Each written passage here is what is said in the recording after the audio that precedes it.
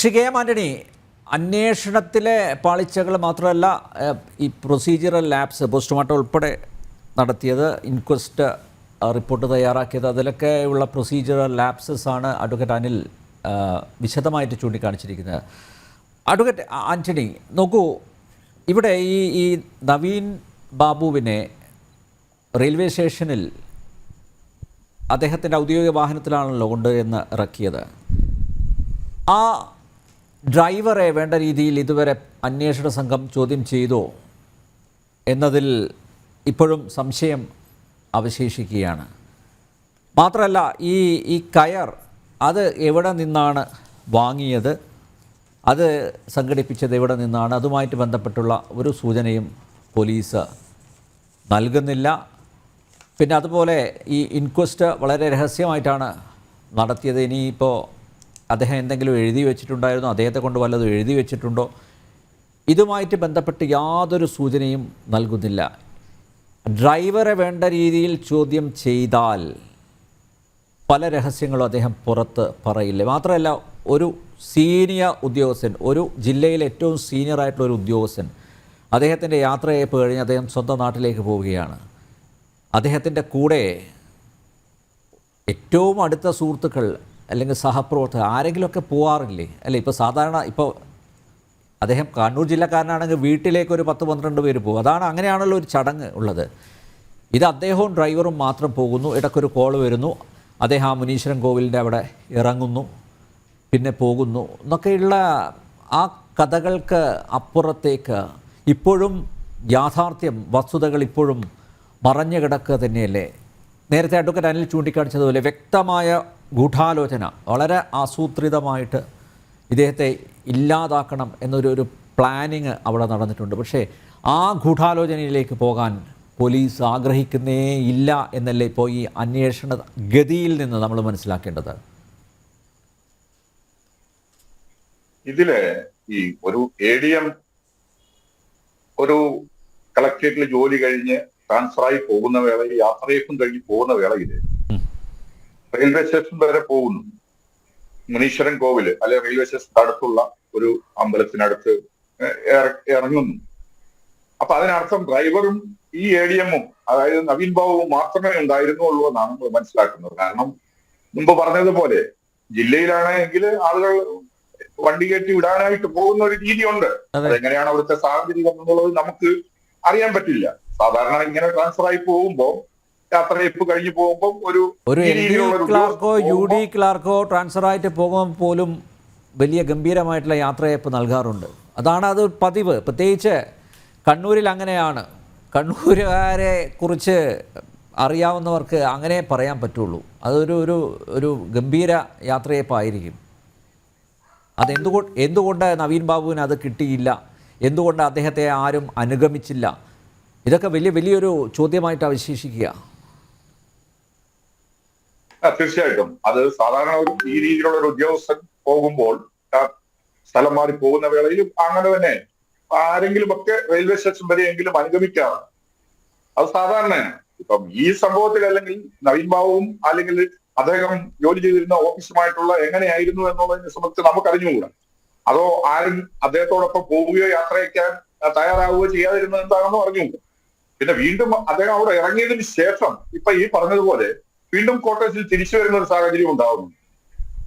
ഇപ്പൊ പറഞ്ഞു ഡ്രൈവറെ ശരിയായ രീതിയിൽ ചോദ്യം ചെയ്തില്ല അല്ലെങ്കിൽ ചോദ്യം ചെയ്യണമെന്ന് പറയുന്നു. എന്താണ് ഇതിന്റെ അത് അത്രയും കുറെ കാര്യങ്ങളില് ഒരു വ്യക്തത അന്വേഷണ ഉദ്യോഗസ്ഥർക്ക് ലഭിച്ചിട്ടുണ്ടായിരിക്കാം. പക്ഷെ നമുക്ക് പുറമേ അതറിയാൻ കഴിയുന്നില്ല. സാധാരണഗതിയിൽ ഇതിനെപ്പറ്റി ചിന്തിക്കുന്ന ഒരാൾക്ക് ആ കുറെ കാര്യങ്ങളില് ഒരു അവ്യക്തത പോലെ തോന്നാറുണ്ട്. അതുപോലെ തന്നെ ഇപ്പം ശ്രീ നവീൻ ബാബുവിന്റെ ബന്ധുവായിട്ടുള്ള അഡ്വക്കേറ്റ് അനില് പറഞ്ഞത് ആ സാഹചര്യങ്ങളെല്ലാം വിലയിരുത്തിക്കൊണ്ട് തന്നെയാണ് അവർ. അതുകൊണ്ടാണ് അവരിപ്പോ ഹൈക്കോടതിയെ സമീപിച്ചിരിക്കുന്നത്. മറ്റൊരു ഏജൻസിയുടെ അന്വേഷണം ആവശ്യമുണ്ട്, അല്ലെങ്കിൽ ഇതിൽ അവർക്ക് ഗൗരവതരമായ സംശയങ്ങൾ ഉണ്ട് എന്നുള്ളൊരു അവസ്ഥയാണ്. അദ്ദേഹം അതിനെ സംബന്ധിച്ചാണ് പറഞ്ഞതല്ല. അപ്പോ നമ്മൾ സാധാരണ നിലയ്ക്ക് വ്യക്തത വരുത്തേണ്ട കുറെ കാര്യങ്ങൾ കൂടി ഇതിൽ അവശേഷിക്കുന്നുണ്ടോ എന്നുള്ള ഒരു സംശയമുണ്ട്. കാരണം അത് സ്വാഭാവികമായിട്ടും ഒരാൾക്ക് തോന്നാവുന്നതാണ്. എന്താണ് അവിടെ സംഭവിച്ചത്, അല്ലെങ്കിൽ എങ്ങനെയാണ് ഇപ്പൊ ആത്മഹത്യയാണെങ്കിൽ ആത്മഹത്യയിലേക്ക് നയിച്ച അല്ല, ഘടകങ്ങളുണ്ട്. ആരുടെ കോൾ കിട്ടിയപ്പോഴാണ് നവീൻ ബാബു മുനീശ്വരൻ കോവിലിൽ ഇറങ്ങിയത്? അതുമായി ബന്ധപ്പെട്ട് കാസർഗോഡ് നിന്ന് വന്ന ഒരു കോളാണെന്ന് പറയുന്നു. അവിടെ പെട്രോൾ പമ്പ് നടത്തുന്ന ഇവരുടെയൊക്കെ, അതായത് കണ്ണൂർ ജില്ലയിലെ പല പാർട്ടി നേതാക്കന്മാർക്കും ബിനാമി ഇടപാടുകളുണ്ട്. അതെല്ലാവർക്കും അറിയാവുന്ന കാര്യമാണ്. ഈ പെട്രോൾ പമ്പൊന്നുമല്ല, അതിനപ്പുറത്തേക്ക് വലിയ ഭൂമി കച്ചവടമൊക്കെ ഉണ്ട്. ഈ ഒരു പെട്രോൾ പമ്പിനെ ചൊല്ലിയാണ് ഈ ഒരു പ്രശ്നം ഉണ്ടായതെന്നൊന്നും ഞാൻ കരുതുന്നില്ല. അതിനപ്പുറത്തേക്ക് വലിയ ഭൂമി കുംഭകോണം, അതൊക്കെ നവീൻ ബാബുവിന് അറിയാം. അത് പിന്നെ അതുകൊണ്ടാണ് അദ്ദേഹം ഒരു കാരണവശാലും ജില്ല വിട്ടു പോകരുത് എന്ന് അവിടുത്തെ CPM നേതൃത്വം ആഗ്രഹിച്ചതും അദ്ദേഹത്തിൻ്റെ സ്ഥലമാറ്റം തടഞ്ഞതും. അങ്ങനെ പലതും ഉണ്ട്, പലതും അറിയാവുന്ന ആളുകളുണ്ട്. പാർട്ടിക്കകത്തുള്ളവർ തന്നെ ഇതൊക്കെ കൃത്യമായിട്ട് വിളിച്ചു പറയുന്നു ഉണ്ട്. പക്ഷേ രഹസ്യമായിട്ടല്ലേ പറയാൻ പറ്റുള്ളൂ.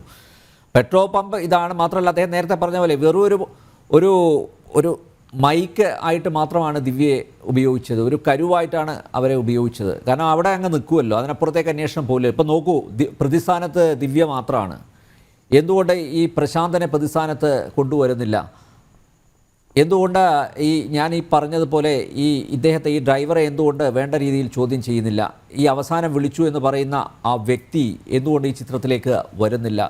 ദിവ്യയിൽ അങ്ങ് അവസാനിപ്പിക്കുക. അതിനപ്പുറത്തേക്ക് കേരള പോലീസിൻ്റെ അന്വേഷണം പോകില്ല എന്ന് ഉറച്ച് വിശ്വസിക്കുന്നു. സ്വാഭാവികമായിട്ടും CBI വരട്ടെ എന്ന് നവീൻ ബാബുവിൻ്റെ കുടുംബം ആഗ്രഹിച്ച അതിന് എന്തിനാണ് സർക്കാർ എതിര് നിൽക്കുന്നത്?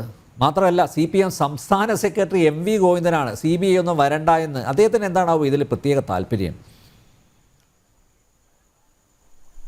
അല്ല, അത് രാഷ്ട്രീയമായിട്ട് നമുക്ക് അതിനൊരു അഭിപ്രായം പറയാം. അത് വേണ്ട, അത് സാറ് പറയണ്ട, സാർ അത് പറയണ്ട.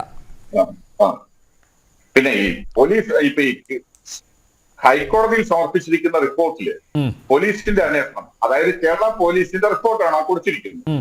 ഗവൺമെന്റിന് വേണ്ടി അവിടെ ഹാജരാകുന്ന അഡ്വക്കേറ്റ് ജനറലോ അല്ലെങ്കിൽ ഡയറക്ടർ ജനറൽ ഓഫ് പ്രോസിക്യൂട്ടറോ അല്ലെങ്കിൽ ഗവൺമെന്റ് ക്ലിയറോ ആണ് അവിടെ സമർപ്പിക്കുന്നത്.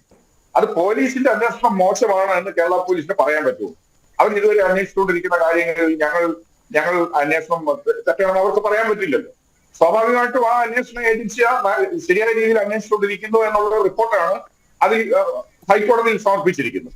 അതിന്റെ കേസിന്റെ ഫയല് CD ഫയല് 12-ാം തീയതി ഹാജരാക്കാൻ പറഞ്ഞിട്ടുണ്ട്. ഹാജരാക്കുമോ എന്നുള്ളതാണ് നമ്മൾ കരുതുന്നത്. അപ്പൊ അന്ന് ഫയൽ പരിശോധിച്ചതിന് ശേഷം മാത്രമേ കോടതിക്ക് അങ്ങനെ ഒരു നിഗമനത്തിലേക്ക് എത്താൻ പറ്റൂ. കാരണം അത് ഇരുഭാഗത്തിന്റെയും വാദം കേട്ടതിന് ശേഷം CD ഫയലും മറ്റു റെക്കോർഡുകളും ഇതുവരെ സമാഹരിച്ച തെളിവുകളും ഒക്കെ പരിശോധിച്ചതിന് ശേഷമേ ആ ഒരു ഘട്ടത്തിലേക്ക് കടക്കാൻ പറ്റൂ. കോടതി അതാണ് കേസ് മാറ്റി വെച്ചിരിക്കുന്നത്. വിശദമായ വാദത്തിനും മറ്റുമൊക്കെ ആയിട്ട് മാറ്റി വെച്ചിരിക്കുകയാണ്. അപ്പം നമുക്ക് കൃത്യമായി പറയാൻ ഒക്കില്ല ആ ഒരു കാര്യം. കാരണം പോലീസിന് അങ്ങനെ ഒരു റിപ്പോർട്ടേ കൊടുക്കാൻ പറ്റൂ. CBIയുടെ അന്വേഷണം വേണോ വേണ്ടയോ എന്ന് തീരുമാനിക്കുന്നത് കോടതിയാണ്. കാര്യങ്ങൾ പരിശോധിച്ചും രേഖകളും തെളിവുകളും CBI അറിയിച്ചിരിക്കുന്നു, ഞങ്ങൾ തയ്യാറാണ്, ഞങ്ങൾ അന്വേഷണത്തിന് തയ്യാറാണ്. പലപ്പോഴും CBI ഒഴിഞ്ഞു മാറുകയാണ് ചെയ്യുക. ഞങ്ങൾക്ക് നിരവധി കേസുകളുണ്ട്, ഇതിൻ്റെ പുറകെ പോകാൻ പറ്റില്ല എന്ന് പറയുന്ന, ഞങ്ങൾ ഹെൽപ്ലെസ് ആണ് എന്ന് പറയുന്ന CBI കോടതിയെ അറിയിച്ചത് ഞങ്ങൾ അന്വേഷണത്തിന് തയ്യാറാണ് എന്നാണ്. എന്തായാലും ഈ തയ്യാറാണെന്ന് പറഞ്ഞ ഉദ്യോഗസ്ഥർ ഇതൊക്കെ ഒന്ന് പരിശോധിച്ചിട്ടുണ്ടാവില്ലേ അല്ലേ? അങ്ങനെ ഒരു പരിശോധന, പ്രാഥമികമായിട്ടൊരു പരിശോധനയെങ്കിലും നടത്താതെ കയറി അങ്ങ് സമ്മതിക്കില്ലല്ലോ. ഇല്ല, CBIക്ക് ഇപ്പൊ ഈ കേസിന്റെ മറ്റ് ഏതെങ്കിലും തെളിവുകളോ അല്ലെങ്കിൽ അത് സംബന്ധമായിട്ടുള്ള ഒരു വിവരമോ ഉണ്ടാവണമെന്ന് നിർബന്ധമില്ല. അവരോട് അഭിപ്രായം ചോദിക്കുമ്പോൾ അവർ കൃത്യമായിട്ട് അത് പറയുന്നു എന്ന് മാത്രമേ ഉള്ളൂ. അത് കോടതി ഉത്തരവുണ്ടായാൽ ഞങ്ങൾ അന്വേഷിച്ചോളാം എന്ന് സാധാരണ എല്ലാ അവസ്ഥയിലും അങ്ങനെയാണ് പലപ്പോഴും പറയുന്നത്. ചില കേസുകളിൽ മാത്രം ഗവൺമെന്റ് റെഫർ ചെയ്ത് വരുന്നതാണെന്നുണ്ടെങ്കിൽ ചിലപ്പോൾ അവര് തിരക്കാണ് അല്ലെങ്കിൽ കേസുകളുടെ ബാഹുല്യമുണ്ട് എന്നൊക്കെ പറയാറുണ്ട്. ഇതിപ്പോ അവരുടെ അഭിപ്രായം ഇവിടെ അപ്രസക്തമാണ്. കാരണം കോടതി, ഇപ്പൊ ഹൈക്കോടതി പോലെയുള്ള ഒരു കോടതി ഉത്തരവിട്ട് കഴിഞ്ഞാൽ CBI അത് ഏറ്റെടുത്ത് നോക്കും അന്വേഷണം. അതിനകത്ത് വേറെ അവരുടെ അഭിപ്രായം ചോദിച്ചു എന്ന് മാത്രം ഉള്ളതേ ഉള്ളൂ. അതിലൊരു പ്രത്യേകമായിട്ട് എന്തെങ്കിലും ഗൗരവമുള്ളതായിട്ട് എനിക്ക് കാണാൻ സാധിക്കുന്നില്ല.